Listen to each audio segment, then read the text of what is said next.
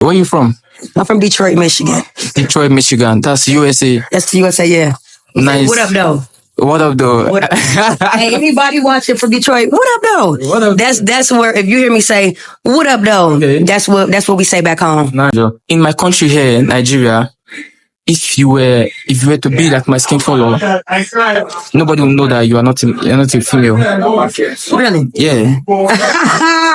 Do you understand what I'm saying? Nah. So wait, you just said in Nigeria, Yes. if I was your skin color, Yeah. people wouldn't know that I was a female? No. Why? Until you said so, or except because you're dressing.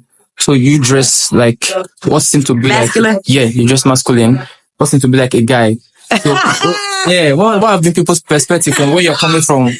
What's their perspective? Yeah. Hey, look, okay, that's an interesting question, and that's Okay. I'm glad you asked that question. I like questions like that, so it's not so surface level, but Hi, my name is the brown shirt guy. Who am I here with today? the best.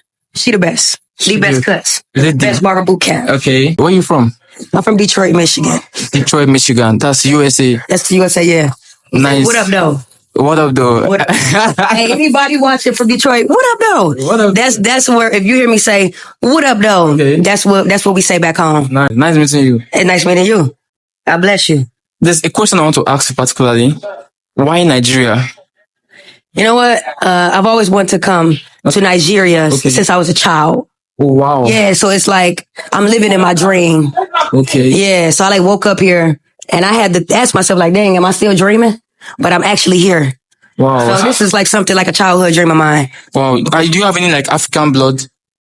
Possibly. I need to do ancestral.com. So if ancestral.com watching, maybe send me a kit. I would love to. I probably do got some Nigerian in me because I'm just way too comfortable. Yeah.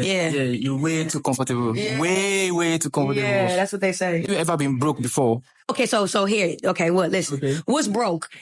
Okay, because we all rich. It's your mindset. Okay. So if you asking, have I ever been broke before? I never been broke. Have I not had money before? All the time. Okay. So it's a difference between being broke and not having money. Okay. I never been broke. Okay. But I've not had money a lot. You understand? Yeah. So never say you broke. Okay, never say you broke. So everybody's rich. I like that. If you can believe it in your mind, yeah. Okay. What part of business are you into? What part of business? Yeah. God's business. Okay, so I feel like you are a barber. You're a barber. No. You're not a barber. I'm an artist. An artist? I'm an artist. Wow, that's nice. But you cut people's hair. No. I teach barbers how to cut hair. You teach barbers? Yes. So you make barbers? You ain't do your research, did you? I did. I saw you. Someone that cuts hair is a barber. I don't like to see. Okay, so listen. Okay. I never like no labels. All right. Artist is general. Okay. Okay. I'm not a barber. I'm a lot of things. Okay. I'm an author. Okay. I'm a chef. Okay. I'm a mom. Okay. I'm an entrepreneur. Wow. Okay. I'm a lot of things. Yeah. So I don't ever want to say, I don't like people be like, oh, you a barber. No, I'm not a barber. Okay. Barbering is work that I do. Like I cut hair. Okay. But no, I'm not a barber. So how many people have you trained so far? Ooh, that's a lot. Okay. Let's say I could say maybe about, are we including online? Because if that's the case. Online, everywhere. 7 million. 7 million? Yeah. You've trained 7 million barbers? I trained 7 million barbers. Certified all of them? No. I may have certified about 100 barbers. But as far as people that's learned from me, 7 million. 7 million. So do you have accounts physically, just physical classes? Physical classes? Yeah. Yes. So what I'm doing right now is I'm grateful and blessed enough to be able to travel. Okay. And just like I came to Nigeria. Okay. And since I've been in Nigeria, and Ibadan, I certified 15 barbers. Okay. And then I come here and then I certified 30. Okay. So I would say so far in Africa, 45 barbers. 45 barbers. Yes. So do you have any place apart from Nigeria you tend to go to? That I want to go to? Yeah. Aside from Nigeria, yeah, I don't know. I know it's interesting, but wherever God sends me is where I want to go. Okay. I want to keep traveling. Okay. Yeah. So I like the idea that you train people that barb. So I like that idea. You train your chef, your mom, different other things. So in the sense of training people to barb hair and the rest, how much do you think you've made in a year? What's how much money? Yeah, the highest profit you gain in a year. The highest profit I've gained in a year, I could say Well, so Naira and USD is different. Yeah. Okay. So I would say, I could say in a year in USD, let's say like 500,000, and that's about 500 million Naira Yeah, actually, in a year. wow, that's crazy. Not training, but as a barber. Okay. If you do the math, at one point I was making about $1,500 a day. Wow. That's 1.5 million Naira a day. Yeah. Wow. So, do the math. But it's never been about the money for me. Yeah. Because I wish I still had that money. Okay. You know what I mean? But, when you're young, I was young. I was 25. I'm 33 now. Oh, really? So I was 25 years old when I opened my first shop and I was making that type of money. Okay. And had I known what I know now, I would have saved that money. Oh. But instead, I invested in my business and, I gave, but hey, it's more to come, more money out there. That's good. That's good. So, who's like the most influential person you have ever barbed? The most influential person. Most influential person I've ever barbered? Yeah, I'm gonna be honest with you. Everybody that's sitting in my chair is influential to me. Yes. Every single appointment is divine. And so it's all, every single one is special. There's not like one person that was the most special. I can't think in my head. Wow. I love that. That's very beautiful. Yeah. So I found out that you don't tempt your job. I found out that you don't tempt people for like a particular title. Okay, this is the most influential, or I do like only barbering or something. So I love that for you. Mm-hmm. Yeah. So I asked you how many years have you been into this game? 15. 15 years. 15 years. So you have a child. I have a 7-year-old daughter. 7-year-old daughter. That's beautiful. Ella, that's her name. Ella. Yeah. From the name, she means she's gonna be beautiful. Barber. The little barber, that's her name. That's her name, yeah. Okay. That's the name of my book. Okay. I should have brought it with me for you to see it, but I didn't. I'll check it out later. Yeah. Then probably you can send it to me or something. Yeah. So, coming to like, what inspired you to come to Nigeria? Like, you said something inspired, like I'm trying to understand what you're really doing. You came to Nigeria and you're training people how to barb. It seems like a tour. If I thought first that after Nigeria, probably you're going to Ghana or another country in Africa trying to explore. But now you're seeing from Nigeria, you're going straight to the US, right? Yeah. So, okay. All right. So my birthday was January 5th. Okay. All right. Okay. So I turned 33 this year. Okay. Congratulations. Happy birthday. Thank you so much. Yeah. And so, I told you I always wanted to come here to Nigeria, to Africa. Yeah. So I decided that this was where I was going to bring myself for my birthday. Okay. And I wanted to also do this mission, where I train barbers while I'm out here, because my biggest fan base is Nigeria. So I have, every single trainee that was here yesterday found me on TikTok. So, they asked me and I came. Wow. I made it my birthday trip and I, came out here. So, I'm going back home because that was the plan. Now, I would love to keep traveling, but that costs money. So if I could get some type of support, because, I'm not charging them to train them. Yeah. Back in the US, Best Barber Boot Camp, it cost. Wow. It's not a cheap program. Yeah. So satisfy them. Yeah, but see, out here, I know that we don't have and I say we because I'm a part of us, right? Yeah. So we don't have the resources to go to barber school, get a barber's license, get training, proper training, and also get certified. Okay. So I said, you know what? I'm gonna come out here and I'm gonna train as many barbers as I possibly can before I go back.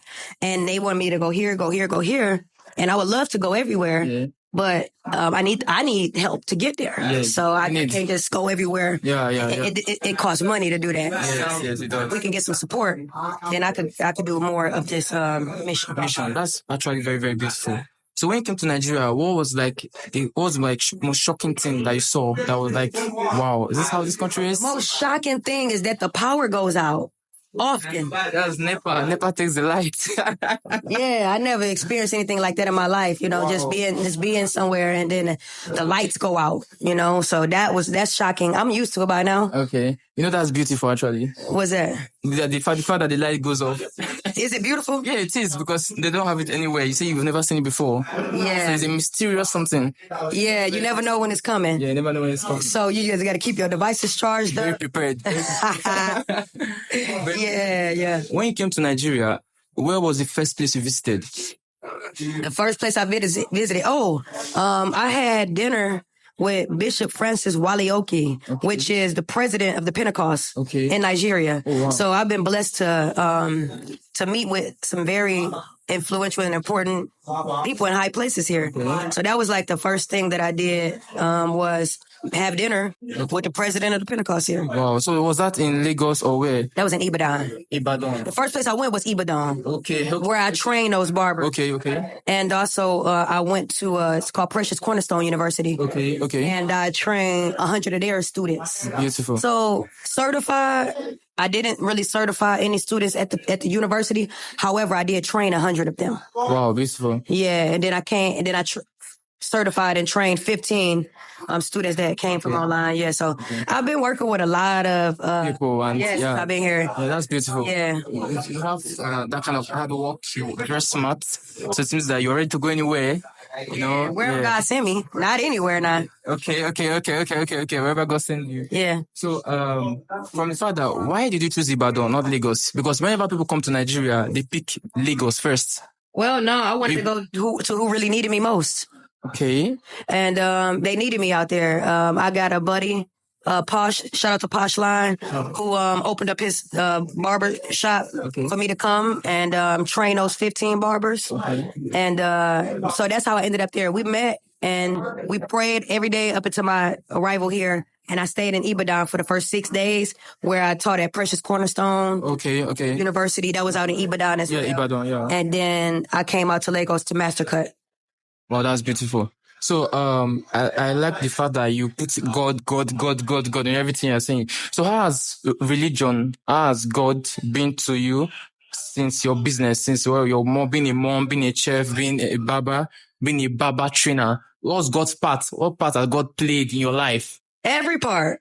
Okay. You're looking at a pure representation of what his work looks like. Okay. Because I can't do it by myself. I mean, I could never do this. Okay. So like, every day I pray like, Lord, order my steps and, anoint my head and my hands. Okay. And that's the center of my life. Okay. I wake up every single day, and that's what I do first. That's who I consult first. Okay. Hey, where am I going now? Okay. Where you sending me? What should I do? What should I say?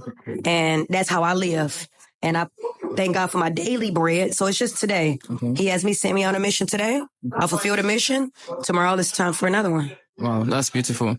So I am a content creator. So good job too, by the way. Thank you so much. Excellent job. I love your work. That's why we here, because I believe in you. Yeah.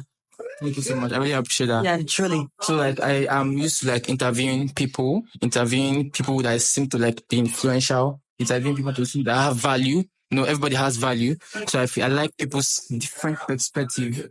I've interviewed many Nigerians, I've interviewed many business owners, many influencers, and coming to meet you again, it's been a great pleasure. Do you understand? Yeah, it's been a great pleasure. In my country here, Nigeria, if you were to be like my skin color, nobody will know that you're not a female.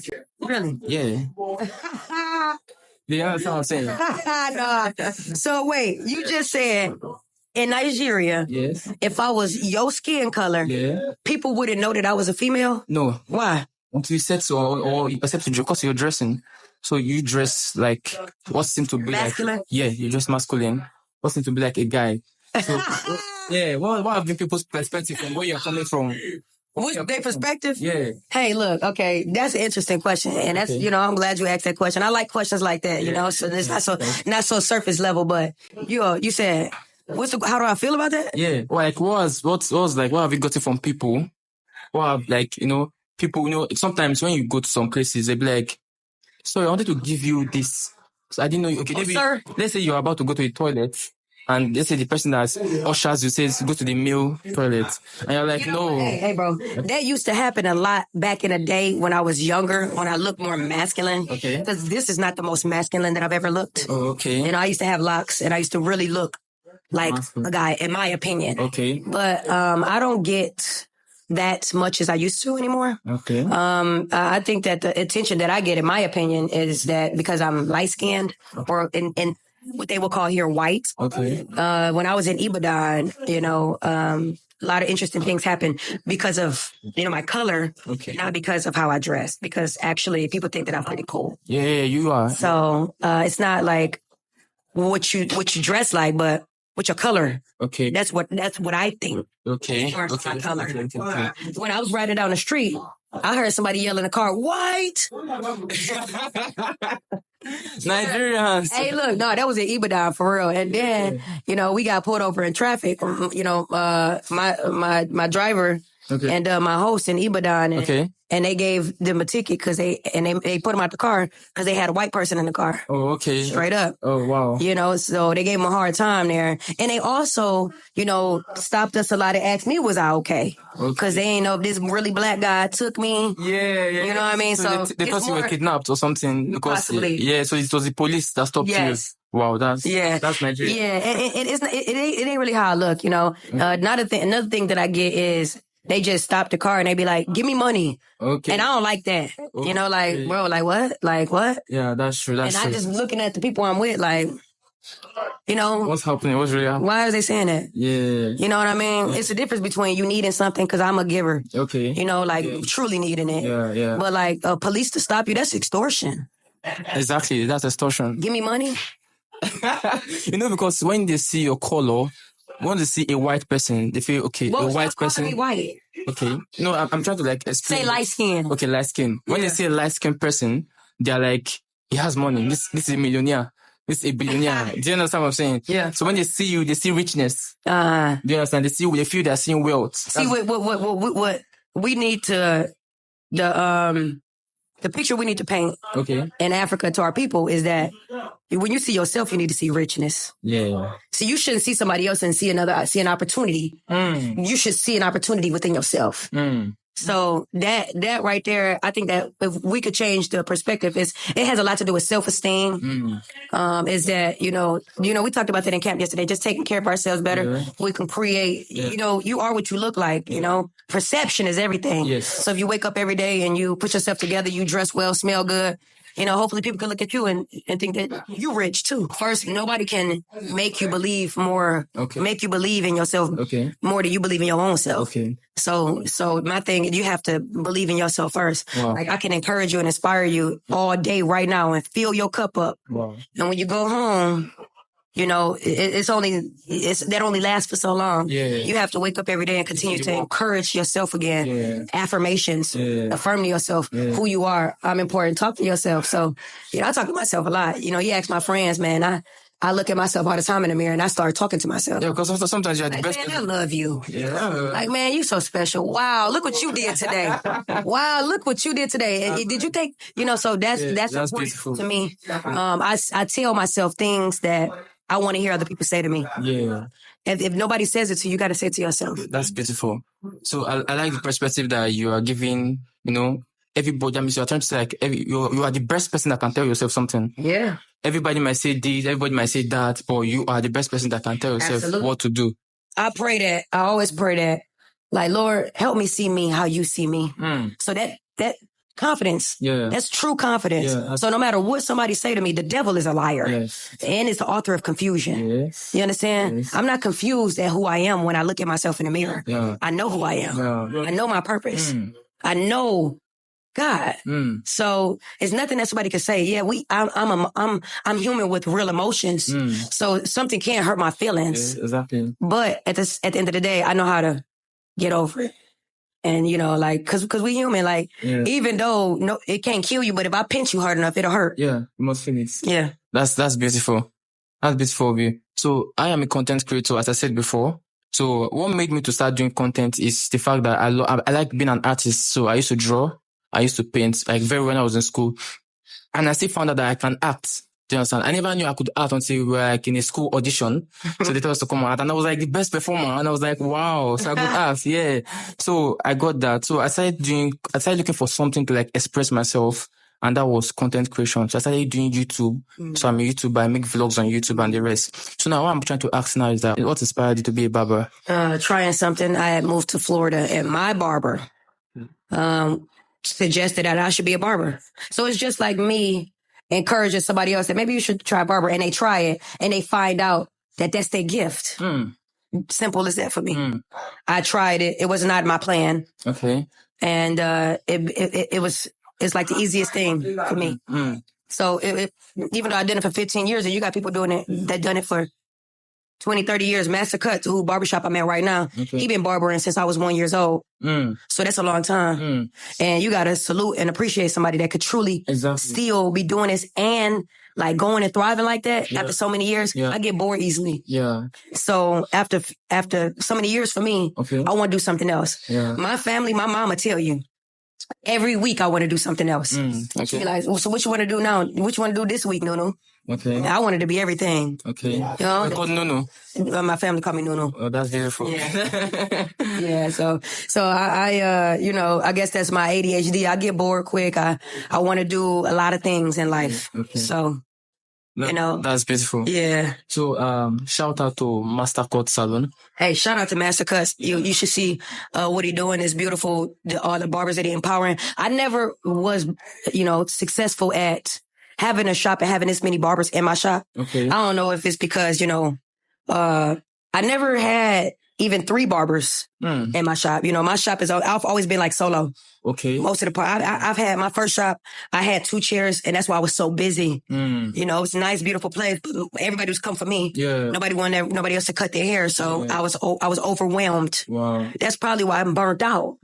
See, he won't burn out because he got so many other great barbers that can take the load off, and he can just be a boss. Okay. So, hey, that's a blessing. Yeah, that's but you know, so sometimes being the boss is like one of the biggest jobs. I'm pretty sure that's a heavy job. Because he has to like control people that are inside, like that works for him. Well, what I noticed about Master Cuts is that he don't really try and control anybody. Okay. You know, my pastor told me this is a good leader cannot be here and the business still run as if they're here. So I witnessed that with him, that everybody is really responsible. Okay. Everybody it's a barbershop well run and organized. Okay. And so that's a great leader. Yeah. So I salute him for that. Yeah. I can learn a lot from him. Yeah, exactly. I'm very proud to be here, and it's nice meeting you. So I want to ask you a question. What question do you have for me? What question do I have for you? Yes. How did you find me? How did I find this? I was scrolling through TikTok, and I saw this viral video of you talking about why you love Nigeria, like saying about like... Oh, you seen it on the boat? On the boat. So I don't know where you were crossing. Where were you going to actually? Why were you on the boat? Yeah, let me ask you a question. I was having dinner at this something like Anchor restaurant. Okay. And then I just wanted to have a boat ride. Okay. So we took our food and we hopped on a boat and we started riding, and it was these 2 young boys. Okay. That was, you know, driving the boat. Okay. And I started talking to them about, you know, their life and everything, and I was like, and just their perspective, it was just like, wow, like, you know, things just started hitting me. And we just had that conversation, and my buddy who I was with, he just started recording it because I was spitting for a long time. Oh, it was a lot. Wow. You know, that was just so you missed most of the shots. Well, no, I have all of the content, most of it, but it was just a piece of. Yeah. We couldn't sum up. Yeah. You know, everything, but for the most part, I'm grateful that everybody got the point. Exactly. That this is a beautiful place. Exactly. You know, and I'm well taken care of here. And respected. Yeah. And cared for. Nobody disrespect me. Yeah. You know, it's great, you know. I'm blessed. I love that. I wish I didn't have to leave. Oh, really? And I will be back. You'll be back. I will be back. The goal is, I do want to say this. Maybe I could take this from you. Okay. But so the goal is, I got really inspired being here. Okay. Seeing the living situations, and everything of what you call it, inspiring barbers, and just young professionals. Okay. And my goal is to, you know, my program is called Best Barber Boot Camp. Yeah. Okay, I didn't really know what that meant until now, that I really want to be. When you go into the military or something organized, a boot camp is what? It's a boot camp. It's a boot camp. Yeah, it's a boot camp. Okay, well, I want to create a program. My goal is to create a program, a living situation for barbers for a certain period of months that can come through barber boot camp, and it'll change their lives. Wow, that's beautiful. You know what I mean? So I want to actually open up a barber boot camp location. Okay. Because I can't travel everywhere in the world. So with the help of social media, everybody that actually views me, everybody talk about, you know, the love for what I do will help me. Yeah. You know, because I'm one person and I'm actually doing all of this on my own resources. Wow. I've been asked who sponsors me. I sponsor myself. Wow. I used a little bit of what I have and I came out here and I did what I could. I ain't got no more. Yeah. So I got to go back and I have to go and figure out how we can continue to do this. Yeah. So my goal is to create a physical location for Best Barber Boot Camp. And you can sow into the Worldwide Barber Ministry because through what I'm going to drop right here. Okay. Right? We're going to drop it right here. Exactly, yeah. Because I have over 290K followers on Facebook. Wow. This month alone, we had 8 million people watching. Okay. Wow, beautiful. Now, if we were able to get $1 from every 290K people, that's $290K dollars. You understand? Yeah. That's a lot of money to sow into this barber ministry to create a hub where we could continue to build this because Africa need the what we creating right now, and God has called me to it. Okay. So if I could get the help of my fans, my followers, the people that actually love me, man, we could grow this and we could really change the world. We could change the world. We could change the world with Best Barber Boot Camp. This is the Worldwide Barber Ministry with the help of the world. Yeah. That's nice. Yeah. Yeah. That's very, very Signed by the best. So, the best. Hey, I'm looking for y'all. Hey, Africa depended on it. Yeah. We depended on it. Yes. Yeah. Depended on it. So that's very, very, very beautiful. So we have talked a while. You asked me how did I get to meet you? I saw your video on TikTok and I was like, I love her energy. So this person I know you were to say a lot. So I was like, okay, fuck it, let me just come. Even if it's 2 hours, 3 hours, right, I'm coming. Like, I need to I texted this account, you want to have Baba, MasterCard. I texted everything, everybody. I seen it. Everybody. I seen it. Yeah, so. I appreciate that. Yeah. And, you know, I'm grateful that, you know, you take risks. That's what's going to continue to bless you. Yeah. The reason why I'm here because I took that same risk and I messaged him. I messaged Massacres. That's beautiful. Hey, saying I was coming out here and you want to know why I really respect and love this man because that's what his response was. Just come let me know when you come and when you're here. That's when you know you're a good person. Hey, let me know what your airport. You got any airport, any hotel, any arrangements, what you need. Wow, that's and so that was straight. That was love at first type. Yes. Type shit. Yeah. That's very good. Yeah. So you got to know when God make those divine connections. Yeah. And so I've been blessed to have a connection here. That's very beautiful. Meeting MasterCards, the connection, everything. You know, you don't like. If these are the real supporters. Yeah. No, you don't need to it's not by dust mouth, it's not by talk, it's not by. We're partners now. Like, you know, when God make a connection, yes, it's hard to. Nobody can stop it. Yeah, it's genuine. Yeah, it's genuine. You feel it. Yeah. Look, we sitting here. This home. Yeah. We right here. Yeah. Come on, you welcomed me very, very well. I was so surprised. I was like, if we go some places, they'll be like, what are you doing here? Can you go outside? But I was like, sit down there, you know. He welcomed me very, very well. So I was like, it's not going to give me drink to go and drink. I better go. It's still the nice was we're very, very nice. Yeah, very, very nice. Yeah, very, very humble person. Yeah, I thank God for that. Mm-hmm. So I said before meeting people, you told me I'm hardworking. I really appreciate that. Yeah, because when you say that, I remember when I wanted to meet Kai Snat. So it was like a 3-day journey. So 3-day journey? So I'll call it a journey because it was in Lagos, but I was like, you know when you call stream snipe? Or when you're looking at stream and try to find someone's location to meet somebody. So he was on stream when I was in Nigeria. So I'll look around, where is he at? You saw him? Yeah. For 3 good days. On the 3rd day, I met him. I was at Intercontinental Hotel that night. I stayed, I was waiting my mind just said that. My spirit of God said, just wait. And I waited till 6, 7, 8, 9, 11 in the night. 12 o'clock, I was about leaving.